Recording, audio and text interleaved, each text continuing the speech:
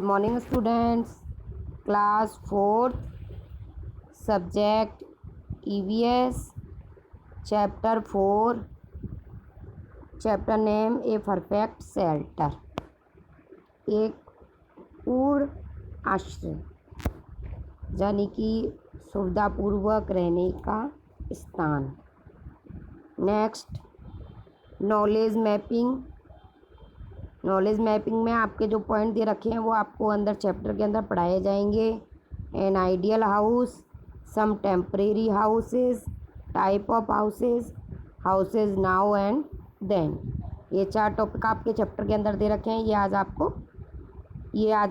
ये आपको सारे टॉपिक एक एक करके पढ़ाऊँगी मैं। आज फर्स्ट टॉपिक है आपका एन आइडियल हाउस, एक आदर्श घर। एक आदर्श घर कैसा होना चाहिए, क्या होना चाहिए, ये सब इसमें बताया है। तो N ideal house, all of now will we read all of us need a house to live in. A house provides us shelter and protect us from natural phenomena like and lightning and storm.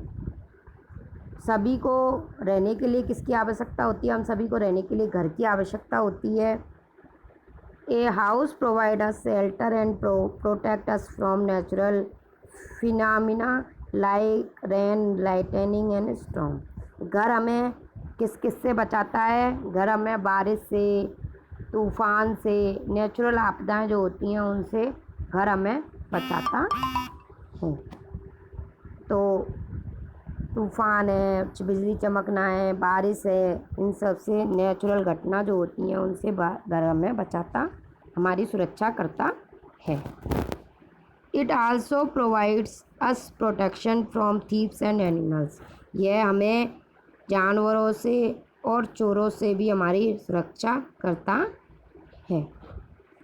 Late us see some essential features which are important for an ideal house.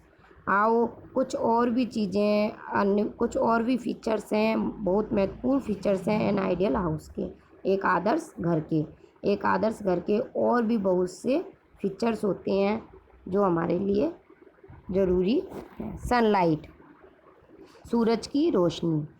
There should be plenty of door and windows and open space in the house to let the sunlight enter. आदर्श घर में दरवाजे और खिड़कियाँ ऐसी घर में खोल कर रखनी चाहिए जिससे वहाँ से हमारे सूरज की रोशनी हमारे घर में अंदर प्रवेश करे। वो भी एक आदर्श घर होता है। Sunlight kills the germs and disinfects the house. Disinfects the house. तो जो सूरज की रोशनी जब घर के अंदर पाती है, दरवाज़ों से और खिड़कियों से जब वो रोशनी घर के अंदर प्रवेश करती है तो क्या होते हैं, जो कीटाणु होते हैं, जो जर्म्स होते हैं, वो घर के मर जाते हैं। ओके बेटा, इसलिए हमें दरवाजे और खिड़कियाँ खुले या हवादार रखने चाहिए, मतलब जिसमें से धूप भी आए और हवा भी आ सके। नेक्स्ट है वेंटिलेशन। वेंटिलेशन होते हैं हमारे हवा आने के लिए। Another very important features of an ideal house in ventilation. एक आदर्श घर के अंदर कुछ अन्य महत्वपूर्ण फीचर्स भी होने चाहिए, जैसे वेंटिलेशन है। Ventilation, we must keep the door and windows of our house open the let and light and fresh air come in. हमें दरवाजे और खिड़कियों को हमारे घरों में खुला रखना चाहिए जिससे वहाँ से रोशनी आ सके और हवा भी सके। तो पहले भी मैंने आपको बताया था सनलाइट वाले में कि दरवाजे और खिड़कियों को जब हम सुबह सुबह खुला रखते हैं तो हमारे सूरज की रोशनी हमारे घर के अंदर प्रवेश करती है। हमेशा बंद नहीं रखनी चाहिए, मतलब खोलने चाहिए, जिससे धूप आएगी तो हमारे घर के जो कीटाणु हैं वो ख़त्म होंगे। उसी तरह से हमें वेंटिलेशन वगैरह भी खुले रखने चाहिए तो हमारे घर में क्या है, रोशनी रहती है, लाइट रहती है। हर समय हमें लाइट जलाने की ज़रूरत नहीं पड़ती है। ये भी आइडियल हाउस के एक फीचर्स होते हैं। नेक्स्ट है greenery in and around the house. घर के चारों तरफ कैसा रखना चाहिए, हरा भरा रखना चाहिए। Plants purify the air releasing oxygen. पेड़ पौधे जो होते हैं वो हमें क्या देते हैं, ऑक्सीजन देते हैं। तो हमें घर के चारों तरफ क्या रखना चाहिए, हरा भरा रखना चाहिए। Also they help to reduce come street level. A house having plants inside and outside look very beautiful. वे जो है हमारे जो स्ट्रीट है, स्ट्रेस है लेवल है, स्ट्रेस लेवल हमारा उसको कम करने में हमारी सहायता करते हैं। और जब हमारे घर के चारों तरफ हरा भरा होता है तो हमारा घर दिखने में बहुत ही सुंदर लगता है, यानी कि ब्यूटीफुल लगता है। ओके बेटा। और जो पेड़ होते हैं वो हमें क्या देते हैं, कार्बन ऑक्सीजन भी देते हैं। तो इसलिए हमें अपने घर के चारों तरफ हरा भरा रखना चाहिए। पेड़ों को नहीं काटना चाहिए। अगर कोई पेड़ है तो उसको लगाने की कोशिश करनी चाहिए, ना कि काटने की। नेक्स्ट है आपके सैनिटेशन। सैनिटेशन होते हैं आपके सैनिटेशन। सैनिटेशन होता है एक सफाई या स्वच्छता। A proper drainage and disposal of waste system in a house is called sanitation. Proper disposal of waste matter of sewage is very important. तो एक उचित जल निकासी और एक घर में अपशिष्ट प्रणाली के निपटान को स्वच्छता कहा जाता है। यानी कि स्वच्छता का पूछा है, स्वच्छता किसे कहा जाता है, घर में जल निकासी यानी कि पानी के निकलने का स्थान और घर में अपशिष्ट प्रणाली के निपटान को, उसको स्वच्छता कहा जाता है।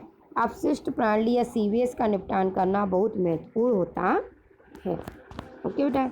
नेक्स्ट है आपका a clean and well kept house is a joy to live in. जब हम घर को साफ़ सुथरा रखते हैं तो वहाँ पर हमें घर में रहने में बहुत आनंद आता है। साफ़ सुथरे घर में रहने में जितना आनंद आता है उतना किसी में भी नहीं आता है। इसीलिए हमें अपने घर को साफ़ सुथरा रखना चाहिए। जो भी गंदगी है उसको साफ़ करनी चाहिए। नेक्स्ट है do you keep your house clean and tidy. ये आपसे क्वेश्चन पूछा है, क्या तुम अपने घर को साफ़ सुथरा रखते हो? तो इसमें आपको बताना है यस या नो। नेक्स्ट है other than these features it is very essential to keep our house clean and hygienic. मतलब घर को स्वच्छ रखने के और भी अलग अलग फीचर्स होते हैं, अलग अलग, जिससे हम अपने घर को साफ़ सुथरा रख सकते हैं।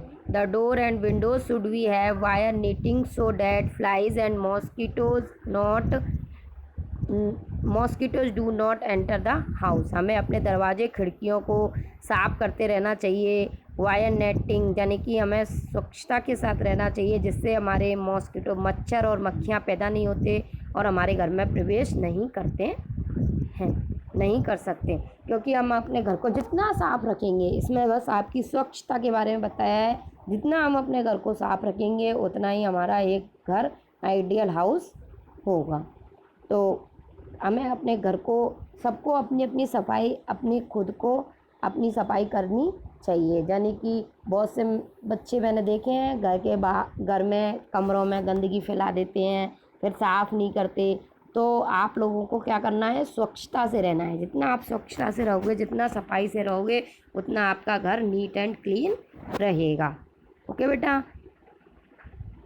तो ये चैप्टर आज मैं आपको इतना ही पढ़ाऊँगी। कल आपको टाइप ऑफ हाउसेस के बारे में बताऊँगी।